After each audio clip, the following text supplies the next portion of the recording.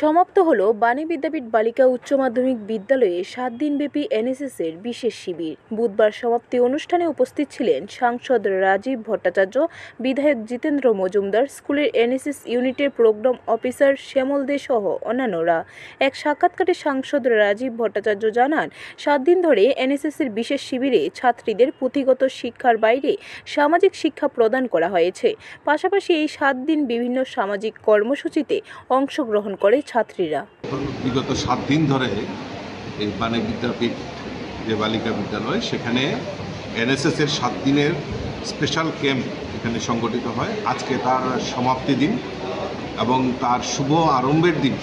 সেখানে রক্তদান শিবির থেকে শুরু করে বিভিন্ন সামাজিক কর্মসূচিতে যাতে আমাদের মেয়েরা, আমাদের ছাত্রীরা যাতে উদ্বুদ্ধ হয় এবং পুঁথিগত শিক্ষার পাশাপাশি আমাদের যে সামাজিক শিক্ষা, সেটা আমাদের কাছে সবচেয়ে বড়। ব্যুরো রিপোর্ট, খবর ত্রিপুরা।